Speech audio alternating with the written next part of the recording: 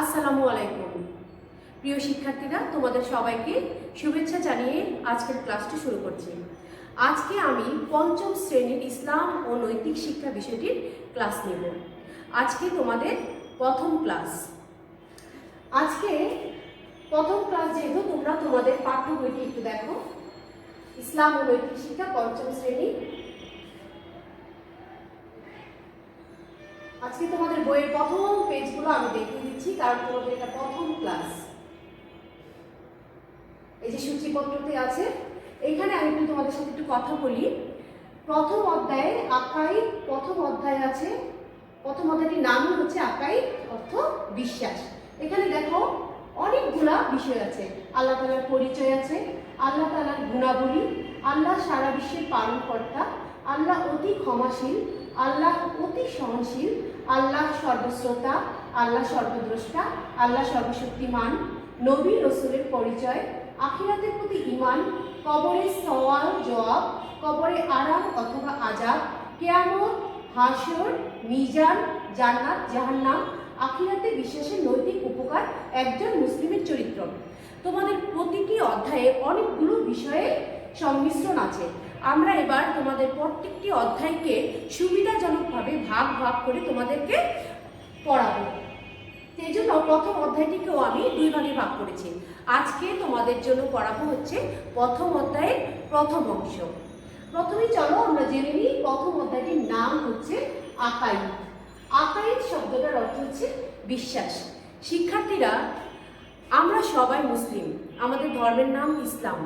আর ইসলাম ধর্মটা মূলত প্রতিষ্ঠিত হয়েছে বিশ্বাসের উপর। দেখো, আমাদের সৃষ্টিকর্তা মহান আল্লাহ তাআলা, তাকে কেউ কি কখনো দেখেছে? তাকে কেউ কখনো দেখেনি। জান্নাত কেউ দেখেনি, জাহান্নাম কেউ দেখেনি, কিয়ামত, হাসর কেউ কিছু দেখেনি। আমাদের পরকাল আছে, সেই সম্পর্কেও আমরা কেউ জানি না, কিন্তু এগুলো সব কিছুই আছে, এটা আমরা বিশ্বাস করি। এবং এই বিশ্বাসটা আমাদের যত বেশি দৃঢ়, আমরা তত বেশি মুসলিম হিসাবে পাকাপোক্ত। আর যার বিশ্বাস যত কম, সেই মুসলিম হিসেবে তার ঈমানটা হচ্ছে তত দুর্বল। অতএব আল্লাহ তাআলা সম্পর্কে আমরা যত বেশি জানবো, তার গুণাবলী সম্পর্কে যত বেশি বুঝবো, যত বেশি তার প্রতিটা কাজের ব্যাখ্যা বিশ্লেষণ আমরা জানবো, জ্ঞান অর্জন করবো, তাহলে আমাদের ঈমানটা পাকাপোক্ত হবে, আমাদের বিশ্বাসটাও দৃঢ় হবে। সেই জন্য আমাদের ইসলামের বিষয়ে খুব মনোযোগ সহকারে অধ্যয়ন করতে হবে এবং জ্ঞান অর্জন করতে হবে। তাহলে চলো মূল পাঠে চলে যাই। প্রথমেই আছে আল্লাহ তাআলার পরিচয়। এখানে তোমাদের সুবিধার জন্য কিছু কিছু উদাহরণ দেওয়া হয়েছে, যেমন কাঠ মিস্ত্রি কাঠ দিয়ে চেয়ার টেবিল খাট সহ আরো বোঝায়, আরো বানায়। আমি একটু বলি, আমাদের চারপাশে আমরা যা দেখি সেটা হচ্ছে আমাদের পরিবেশ। এই পরিবেশ সৃষ্টির প্রাথমিক লগ্নে কিন্তু শুধু প্রাকৃতিক পরিবেশ ছিল। প্রাকৃতিক পরিবেশে কি থাকে? আকাশ, বাতাস, চন্দ্র, সূর্য, আলো, লক্ষ লক্ষ কোটি কোটি গ্রহ, নক্ষত্র, তারা, তারপর থাকে পানি, সমুদ্র, গাছপালা, মাটি, মাটির নিচে আরো গভীরে অনেক অনেক কিছু, মানুষ এবং যত জীবজন্তু আছে সবই কিন্তু প্রাকৃতিক পরিবেশের উপাদান। মানুষকে আল্লাহ তাআলা যখন সৃষ্টি করলেন, তখন মানুষ তার বুদ্ধিমত্তা দিয়ে তার সুবিধার জন্য প্রাকৃতিক পরিবেশ থেকে বিভিন্ন উপাদান নিয়ে ঘর বাড়ি বানালেন, পড়াশোনার জন্য স্কুল কলেজ বিশ্ববিদ্যালয় বানালেন, চলাচলের জন্য রাস্তাঘাট ব্রিজ নির্মাণ করলো, কেনাকাটা করার জন্য মার্কেট, বড় বড় অট্টালিকা তৈরি করলো। তাহলে প্রাকৃতিক পরিবেশ থেকে মানুষ যেসব উপাদান নিয়ে নিজের বুদ্ধিমত্তা দিয়ে যে পরিবেশটা তৈরি করলো, সেটা হচ্ছে সামাজিক পরিবেশ। তাহলে এখান থেকে এই উদাহরণটি এইটাই বোঝাতে চেয়েছে, যদি কাঠ মিস্ত্রি কাঠ দিয়ে বেঞ্চ টেবিল চেয়ার তৈরি না করতো তাহলে হতো না। এবং মানুষ যদি রাজমিস্ত্রি না হয়ে ইমারত তৈরি না করতো ইটের উপরে ইট দিয়ে, তাহলে ইমারতও হতো না। তাহলে কিভাবে একজন সৃষ্টিকর্তা ছাড়াই এই যে সমুদ্র, এই যে নদী, এই যে খাল বিল, এই যে পাহাড় পর্বত, গাছপালা, মানুষ, অগণিত জীবজন্তু, ব্যাকটেরিয়া, পোকা মাকড়, এত কিছু কিভাবে সৃষ্টি হয়ে যায়? তাহলে বুঝতে হবে যে অবশ্যই একজন সৃষ্টিকর্তা আছে, যিনি সব কিছু সৃষ্টি করেছেন এবং একটা নির্ধারিত নিয়মে সব কিছু পরিচালনা করছেন। তাহলে আমাদের একজন সৃষ্টিকর্তা অবশ্যই আছেন। সবার আগে আমাদের জানতে হবে আল্লাহ তাআলার অস্তিত্ব সম্পর্কে জানতে হবে এবং ঈমান আনতে হবে। কেননা মহান আল্লাহ আছেন এই সম্পর্কে যদি আমাদের পূর্ণ ঈমান না থাকে তাহলে কি করে আমরা আল্লাহর আদেশ মতো চলব, তাই না? মহান আল্লাহ আছেন এটা যদি আমরা বিশ্বাসই না করি তাহলে যেই বস্তু নেই তার আদেশ কিভাবে হয়? তাহলে আমাদের আগে বিশ্বাস করতে হবে আমাদের আল্লাহ তাআলা আছেন এবং ওই হিসেবেই ওনার আদেশগুলা এবং উপদেশগুলা আমাদের মানতে হবে। এরপর আমাদের জানতে হবে আল্লাহ তাআলার ইচ্ছা অনুযায়ী জীবনযাপন করার সঠিক পথ কোনটি, কি কি কাজ আল্লাহ পছন্দ করেন যা আমরা করব, আর কোন কোন কাজ অপছন্দ করেন যা থেকে আমরা বিরত থাকব। এই উদ্দেশ্যে আল্লাহর আইন ও বিধান জানা আমাদের জন্য ফরজ। আল্লাহর বিধান আছে কোরআন মজিদে। কোরআন মজিদ হচ্ছে আল্লাহর কিতাব, যাতে আছে আল্লাহর উপদেশ বাণী। কোরআন মজিদ আমাদের পড়তে হবে ও বুঝতে হবে, আল্লাহর আদেশগুলো পালন করতে হবে এবং নিষেধগুলো থেকে আমাদের দূরে থাকতে হবে। আমাদের আরও জানতে হবে আল্লাহর ইচ্ছার বিরোধী পথে চলার পরিণাম কি, তার আদেশ মেনে চলার পুরস্কারই বা কি। এই উদ্দেশ্যে আমাদের কি কি জানতে হবে? এই উদ্দেশ্যে আমাদের জানতে হবে কবর, কিয়ামত, হাসর, মিজান, জান্নাত ও জাহান্নাম সম্পর্কে জানা ও ঈমান থাকা অপরিহার্য। এই আলোচনায় যেই সব বিষয় জানতে ও বিশ্বাস করতে বলা হয়েছে তারই নাম হচ্ছে ঈমান। ঈমান শব্দটির অর্থ হচ্ছে বিশ্বাস স্থাপন। যে ব্যক্তি আল্লাহর একত্ব, তার গুণাবলী, তার বিধান এবং তার পুরস্কার ও শাস্তি সম্পর্কে জানে এবং অন্তর দিয়ে বিশ্বাস করে তাকে বলা হয় মুমিন। আর ঈমানের ফল হলো মানুষকে আল্লাহর অনুগত বান্দা হিসেবে গড়ে তোলা। তাহলে শিক্ষার্থীরা এই পর্যায়ে আমরা অন্য পেজে চলে যাচ্ছি। আমরা জানলাম আনুগত্যের জন্য ঈমানের প্রয়োজন। আনুগত্য শব্দটির অর্থ হচ্ছে ভয়, অর্থাৎ কারো প্রতি অবনত থাকা, কারো প্রতি খুব বিশ্বস্ত থাকা, এটার নামই হচ্ছে আনুগত্য। এখন প্রশ্ন হলো আল্লাহর গুণাবলী, তার দেওয়া বিধান ও আখিরাতের জীবন সম্পর্কে আমরা কিভাবে জানব? আল্লাহ তাআলা অসংখ্য জিনিস সৃষ্টি করেছেন, তার সাথে সৃষ্টি করেছেন কিছু কিছু জ্ঞানী পুরুষ, জ্ঞানী মানুষ, যাদেরকে আমরা নবী রাসূল বলি। এই নবী রাসূলকে আল্লাহ দিয়েছেন তার বিধান সম্পর্কে, তার আইন সম্পর্কে নির্ভুল জ্ঞান। আর এই আইন আর বিধান সম্পর্কে নবী রাসূলদের যে জ্ঞান দিয়েছেন তার মাধ্যম হচ্ছে ওহী।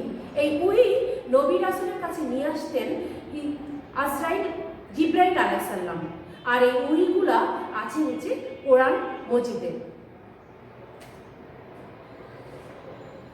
এই সেই কোরআন মজিদ, এই কোরআন মজিদই হচ্ছে আল্লাহর বাণী, সবগুলো বাণীর একত্রিতভাবে সংরক্ষিত আছে এই কোরআন মজিদে।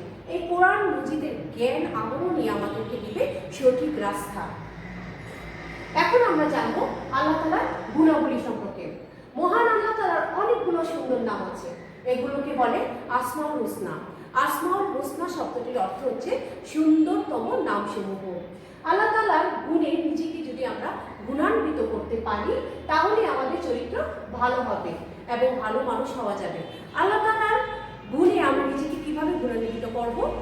আমরা আল্লাহ তাআলা হচ্ছে রাজ্জাকুন, আল্লাহ তাআলা হচ্ছে খালিকুন, আল্লাহ তাআলা হচ্ছে গাফুরুন, আল্লাহ তাআলা হচ্ছে রহমানুর রহিম। আল্লাহ তাআলা সবাইকে ক্ষমা করতে পছন্দ করেন, আমরাও সবাইকে ক্ষমা করব।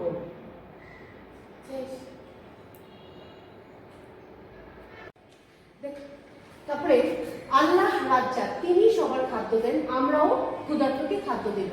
এভাবে আল্লাহর গুণে নিজেকে গুণান্বিত করতে আমরা পারি।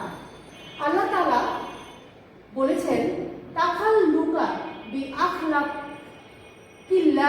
তোমরা আল্লাহর গুণে গুণান্বিত হও। আল্লাহর গুণ সম্পর্কে জানা থাকলে আল্লাহর আদেশ মতো চলা সহজ হয়, অন্যায় থেকে বেঁচে থাকা সম্ভব হয়। এখানে দেখো আল্লাহ তাআলার গুণ সম্পর্কে বলা আছে, আল্লাহ সব কিছু দেখেন, আল্লাহ সব কথা শোনেন, সব কিছু খবর রাখেন। আমরা যদি এই তিনটা বাক্যতে ঈমান আনি তাহলে কিন্তু হয়। এখন চলো আমরা জানবো আল্লাহ সারা বিশ্বের পালনকর্তা কিভাবে আল্লাহ তাআলা সারা বিশ্বের পালন করেন। আল্লাহ তাআলা যেহেতু সারা বিশ্বের সৃষ্টিকর্তা, সেহেতু আল্লাহ তাআলাই সারা বিশ্বের পালনকর্তা। আল্লাহ তাআলার আনুগত্যের নাম হচ্ছে ইসলাম। ইসলাম কাকে বলে? ইসলাম হচ্ছে আল্লাহ তাআলার প্রতি আনুগত্য, অর্থাৎ আল্লাহ তাআলাকে ভয় পাওয়া এবং তার আদেশ মতো চলা এবং তার নিষেধগুলো থেকে দূরে থাকা, এটাকেই বলে আল্লাহ তাআলার প্রতি আনুগত্য। আল্লাহ তাআলা কিভাবে সারা বিশ্বের পালনকর্তা, চলো এটা আমরা একটু বুঝে নিই। মানুষ সৃষ্টি করেছেন আল্লাহ তাআলা। আল্লাহ তাআলা সৃষ্টি করেছেন অগণিত জীবজন্তু এবং সৃষ্টি করেছেন গাছপালা। এদের প্রত্যেকেরই কিন্তু খাদ্যের প্রয়োজন হয়, আবার প্রত্যেকের খাদ্যগুলোই কিন্তু ভিন্ন ভিন্ন। মানুষ যেটা খেতে পারে সেটা গাছপালা খেতে পারে না। যেমন ধরো আমরা খাই ভাত, মাছ, মাংস, ফলমূল, শাকসবজি ইত্যাদি। আবার পশু পাখি, মাছ, জীবজন্তু এরা কিন্তু এগুলো খেতে পারে না। এরা ঘাস খায়, পোকামাকড় খায় ইত্যাদি আরো অনেক কিছু খায়। আবার গাছপালার কিন্তু মুখ নেই। এরা কি করে? এরা ভাত, মাছ, মাংস খেতে পারে না। এরা নিজেদের শিকড়ের সাহায্যে মাটি থেকে পানি শুষে খায় এবং বায়ু থেকে কার্বন ডাই অক্সাইড গ্রহণ করে, আর সূর্যের আলো দিয়ে নিজেরা খাদ্য তৈরি করে সেই খাদ্য খায়। মানুষ যে গ্যাস ছাড়ে শ্বাস নেওয়ার সময় সেটা হচ্ছে কার্বন ডাই অক্সাইড, যেটা আমাদের জন্য বিষ, আর সেটা হচ্ছে গাছের জন্য খাদ্য। আবার গাছ থেকে আমরা কি পাই? অক্সিজেন, যেটা ছাড়া আমাদের বেঁচে থাকা অসম্ভব। আমরা সেই অক্সিজেন গাছ থেকে পাই। তাহলে আমাদের জন্য যা বিষ, গাছের জন্য তা খাদ্য। এভাবেই আল্লাহ বিচিত্রভাবে শ্রেণী শৃঙ্খলভাবে আমাদেরকে লালন পালন করে, অর্থাৎ একজনের জন্য আরেকজনের বেঁচে থাকা জরুরি। এটাকে বলে একটি শ্রেণী শৃঙ্খল, চেইন, অর্থাৎ একজনের জন্য আরেকজনের বেঁচে থাকাটাও জরুরি। যেমন আমাদের বেঁচে থাকার জন্য গাছপালার বেঁচে থাকা জরুরি। গাছপালা এবং আমাদের জন্য আলো এবং পানি ও বাতাস এবং মাটির খুব প্রয়োজন। এদের ছাড়া আবার আমরা বাঁচতে পারবো না। প্রকৃতিতে যা কিছু আছে প্রতিটা জিনিসকে আল্লাহ অনেক বেশি প্রয়োজনীয় করে সৃষ্টি করেছে। এরপরও দেখো পানির বিষয়টা যদি আমরা দেখি তাহলে দেখতে পাবো যে আল্লাহ তাআলা আমাদের সর্বক্ষণ বিশুদ্ধ পানির যোগান দিয়ে আসছে। কিভাবে? প্রতিদিন সূর্যের আলোতে, দেখো এখানে তোমাদের পাঠ্য বইতে চিত্র দিয়ে জিনিসটা বুঝিয়ে দিয়েছে। প্রতিদিন সূর্যের আলোতে খাল, বিল, নদী নালা ও সাগরের পানি বাষ্প হয়ে আকাশে উড়ে যায়। সেটা আকাশে গিয়ে মেঘ হয়ে ঠান্ডা হয়ে তারপর বৃষ্টি হয়ে আবার পৃথিবীতে ঝরে পড়ে। ওই বৃষ্টির পানি আবার খাল, বিল, নদী নালাতে পড়ে এবং মাটির গভীরে চলে যায়। ওই পানিগুলো আমরা আবার নলকূপ এবং বিভিন্ন পাম্পের সাহায্যে তুলে আমরা বিভিন্ন কাজে, পানাহারের কাজে, গোসলের কাজে এবং আসবাবপত্র বিভিন্ন সাংসারিক কাজে আমরা সেই পানিটা ব্যবহার করি। এভাবে আল্লাহ একটা চক্রের মাধ্যমে আমাদেরকে প্রতিনিয়ত বিশুদ্ধ পানির যোগান দিয়ে থাকে। এটাকে বলে পানি চক্র। আল্লাহ তাআলা এই যে আমাদের নানা জিনিস দিয়েছেন, এই জন্য আল্লাহ তাআলার শুকর আমরা সবসময় আদায় করব। আল্লাহ তাআলার শুকর আমরা কিভাবে আদায় করব?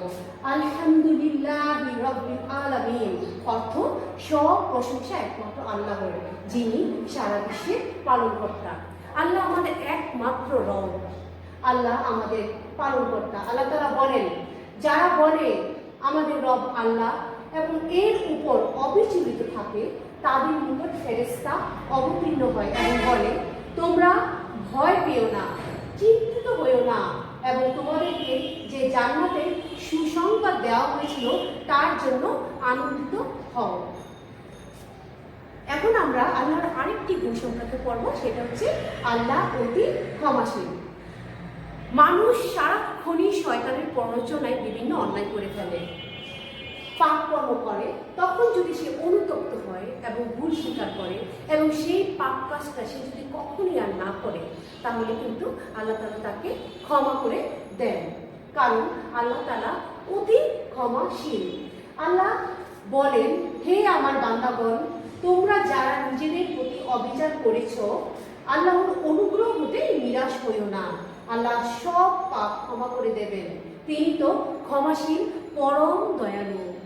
আমাদের ভুল হলে সাথে সাথে আল্লাহ তাআলার কাছে আমরা ক্ষমা চাইবো, আল্লাহ আমাদের মাফ করে দেবেন। এরপর আমরা সাবধান থাকবো যেন ওই ভুলটি আমরা কখনো না করি না। এখানে আসছে আল্লাহ অতি সহনশীল। ঠিক অতি ক্ষমাশীলের মতো আল্লাহ কিন্তু অতি সহনশীল। আমরা নানাভাবে প্রতিনিয়ত নানা ধরনের ভুল করছি এবং পাপ করছি।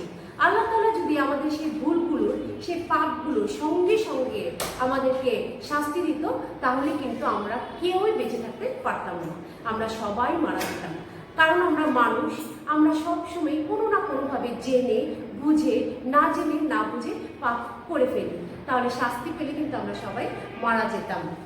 কিন্তু আল্লাহ অতি সহনশীল, উনি সহ্য করেন এবং আমাদের ক্ষমা করে দেওয়ার রাস্তা খোঁজে।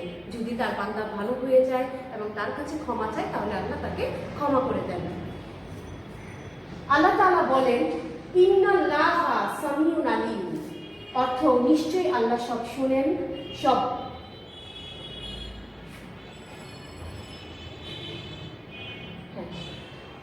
আল্লাহ তাআলা বলেন, ওয়াল্লাহু আলিমুল হালিম, অর্থ আল্লাহ সর্বজ্ঞানী, অতি সহনশীল। সূরা নিসা আয়াত 12।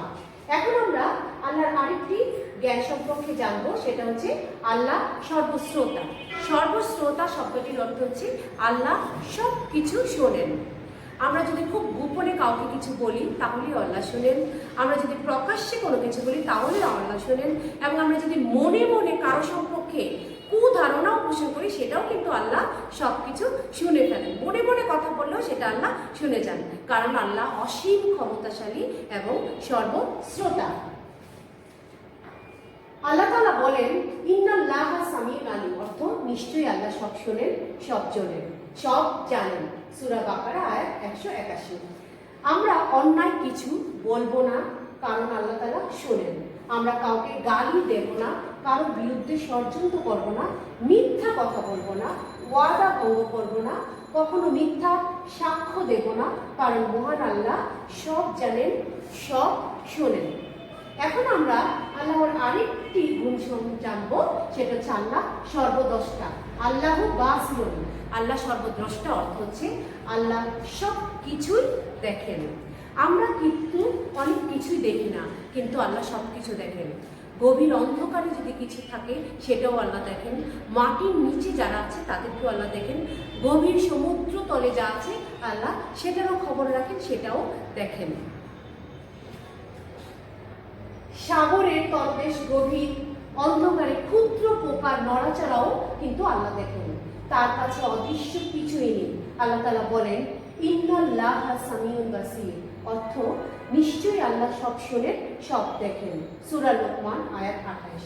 আমরা কর্তব্য কাজে তাই অবহেলা করব না, কথা দিয়ে কথা ভঙ্গ করব না, অন্যায় কাজ করব না, কারো উপর অত্যাচার করব না, কারণ মহান আল্লাহ সব শোনেন, সব দেখেন। আল্লাহ সর্বশক্তিমান, আল্লাহু কাদিরুন, অর্থ হচ্ছে আল্লাহ সর্বশক্তিমান। আল্লাহ যা খুশি তাই করতে পারেন। আল্লাহর হুকুম ছাড়া একটি গাছের পাতাও নড়ে না। আল্লাহ যদি চায় কেউ অনেক ধনী হবে, তাহলে কেউ তাকে বাধা দিতে পারবে না। আল্লাহ যদি চায় কেউ দরিদ্র হবে, কেউ তাকে ধনী করতে পারবে না।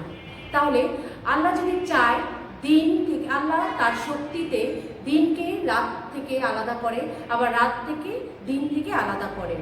আল্লাহ যদি চায় তাহলে এখনই তুফান আসবে, জ্বর আসবে, আবার খরাও শুরু হয়ে যায়। আল্লাহ সব পারে, কারণ আল্লাহ সর্বশক্তিমান। আল্লাহ যাকে ইচ্ছা ক্ষমতা দেন, যার নিকট ইচ্ছা ক্ষমতা কেড়ে নেন, যাকে ইচ্ছা সম্মান দেন, যাকে ইচ্ছা লাঞ্ছিত করেন, আর যাকে ইচ্ছা অফুরন্ত জীবিকা দান করেন। আল্লাহ তাআলা বলেন, ইন্নাকা আলা কুল্লি শাইইন কাদির, অর্থ নিশ্চয়ই তুমি সব বিষয়ে সর্বশক্তিমান। সূরা আল ইমরান আয়াত 26। আমরা জানলাম আল্লাহ পালনকর্তা, আমরাও সৃষ্টিজীবকে লালন পালন করব। আল্লাহ অতি ক্ষমাশীল, আমরা ক্ষমা করতে শিখব। আল্লাহ অতি সহনশীল, আমরাও সহনশীল হব, ধৈর্য ধরব। আল্লাহ সব শোনেন, আমরা অন্যায় কথা কখনো বলবো না। আল্লাহ সর্বশক্তিমান, আমরা ঈমান রাখবো জীবনের সুখ দুঃখের মালিক একমাত্র আল্লাহ, আল্লাহ তাআলার উপর। তাহলে শিক্ষার্থীরা, আজকে প্রথম অধ্যায়ের প্রথম অংশ রিডিং এখানে শেষ হলো। শিক্ষার্থীরা, এখন আমরা প্রথম অধ্যায়ের যেই অংশটুকু আমরা রিডিং পড়লাম সেই অংশটুকু থেকে সংক্ষিপ্ত প্রশ্ন ও উত্তর পড়ব। ঈমান শব্দের অর্থ কি? ঈমান শব্দের অর্থ বিশ্বাস স্থাপন। সারা বিশ্বের পালনকর্তা কে? সারা বিশ্বের পালনকর্তা মহান আল্লাহ তাআলা। আমাদের দ্বীনের নাম কি? আমাদের দ্বীনের নাম ইসলাম। আমরা কি বলে আল্লাহর শুকর আদায় করব? আলহামদুলিল্লাহি রাব্বিল আলামিন বলে আল্লাহর শুকর আদায় করব। শিক্ষার্থীরা, এই ক্ষেত্রে এই আরবি শব্দটার বাক্যটির পরিবর্তে তুমি যদি বাংলা অর্থটিও লিখো তাও তুমি সম্পূর্ণ নাম্বারটি পাবে। ইসলাম কাকে বলে? আল্লাহ তাআলার আনুগত্যের নামই হচ্ছে ইসলাম। আল্লাহ নবী রাসূলগণকে কিসের মাধ্যমে জ্ঞান দান করেছেন? আল্লাহ ওহীর মাধ্যমে নবী রাসূলগণকে জ্ঞান দান করেছেন। ওহী মানে আল্লাহর বাণী। এই বাণী যে কিতাবে আছে তাকে বলে কোরআন মাজিদ। এখন আমরা শূন্যস্থান পূরণ করব। আনুগত্যের জন্য দেশ প্রয়োজন, আনুগত্যের জন্য ঈমান প্রয়োজন। আল্লাহ তাআলার গুণে নিজেকে গুণান্বিত করব। আল্লাহ তাআলা আমাদের রব। আমরা একমাত্র আল্লাহ তাআলার দেশ করব, আমরা একমাত্র আল্লাহ তাআলার আনুগত্য করব। আমরা কথা দিয়ে কথা রাখবো। আল্লাহর আইন ও বিধানের জ্ঞান অর্জন করা আমাদের জন্য ফরজ। এখন আমরা চলে যাব ডান ও বামে। শিক্ষার্থীরা, এক্ষেত্রে আমি ডান পাশেরটা এবং বাম পাশের উত্তরগুলি মুখে বলবো, তোমরা খাতায় লিখে নেবে। গাফুরুন অর্থ অতি ক্ষমাশীল, হালিমুন অর্থ অতি সহনশীল, রাসূল অর্থ বার্তা বাহক, রব অর্থ পালন কর্তা, পানির অপর নাম জীবন। এখন আমরা বর্ণনামূলক প্রশ্ন ও উত্তরে চলে যাচ্ছি। আল্লাহ তাআলা সম্পর্কে জানা ও ঈমান আনার জন্য আমাদের কি কি জানা প্রয়োজন? জরুরি। উত্তর: আল্লাহ তাআলা সম্পর্কে জানা ও ঈমান আনার জন্য যা জানা প্রয়োজন তা হলো ক, আল্লাহর অস্তিত্ব সম্পর্কে জানতে হবে, খ, আল্লাহর গুণাবলী সম্পর্কে জানতে হবে, গ, আল্লাহর ইচ্ছা অনুযায়ী জীবন যাপন করার সঠিক পথ কোনটি তা জানতে হবে, ঘ, কি কি কাজ আল্লাহ পছন্দ করেন এবং কোন কোন কাজ অপছন্দ করেন তা জানতে হবে, ঙ, আল্লাহর আইন ও বিধান সম্পর্কে জানতে হবে, চ, কবর, কিয়ামত, হাসর, মিজান, জান্নাত ও জাহান্নাম সম্পর্কে জানতে হবে, ছ, আল্লাহর ইচ্ছার বিরোধী পথে চলার পরিণাম এবং তার আদেশ মেনে চলার পুরস্কার সম্পর্কে জানতে হবে। প্রশ্ন নম্বর 2, মুমিন কাকে বলে? ঈমানের ফল কি? উত্তর: যে ব্যক্তি আল্লাহর একত্ব, গুণাবলী, বিধান, পুরস্কার ও শাস্তি সম্পর্কে জানে এবং অন্তর দিয়ে বিশ্বাস করে তাকে বলা হয় মুমিন। ঈমানের ফল হলো মানুষকে আল্লাহর অনুগত বান্দা হিসাবে গড়ে তোলা। প্রশ্ন নম্বর 3, সারা বিশ্বের পালনকর্তা কে? তার লালন পালনের একটি বর্ণনা দাও। আল্লাহ তাআলা আমাদের রব, সারা বিশ্বের সৃষ্টিকর্তা ও সারা বিশ্বের পালনকর্তা মহান আল্লাহ তাআলা।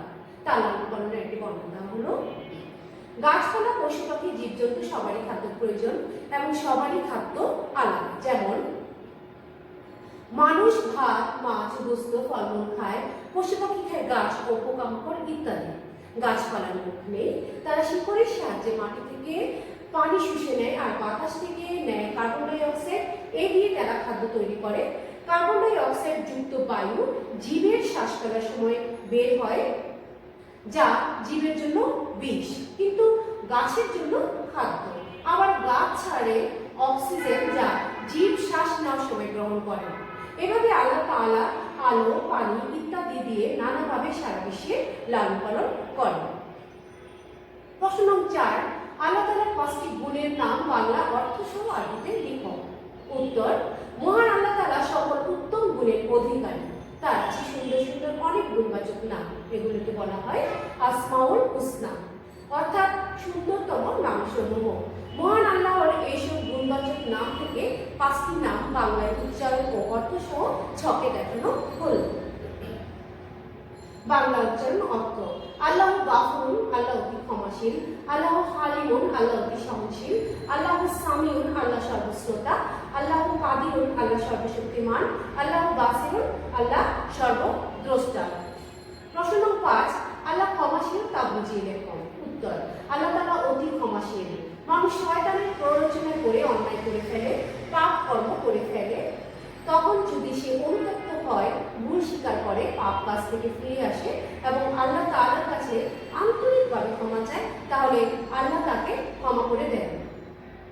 আল্লাহ তাআলা বলেন, হে আমার বান্দাগণ, তোমরা যারা নিজেদের প্রতি অবিচার করেছ, আল্লাহর অনুগ্রহ হতে নিরাশ হইও না। আল্লাহ সব পাপ ক্ষমা করে দেবেন, তিনি তো ক্ষমাশীল, পরম দয়ালু। আমাদের ভুল হলে সাথে সাথে আল্লাহ তাআলার কাছে ক্ষমা চাইবো, আল্লাহ আমাদের মাফ করে দেবেন। এরপর আমরা সাবধান থাকবো যেন আর কোনো ভুল না হয়। তাহলে শিক্ষার্থীরা, প্রথম অধ্যায়ের প্রথম অংশতে থেকে আমরা এই পর্যন্ত শিখলাম। আবার আমি প্রথম অধ্যায়ের দ্বিতীয় অংশ নিয়ে আবার তোমাদের সাথে দেখা হবো।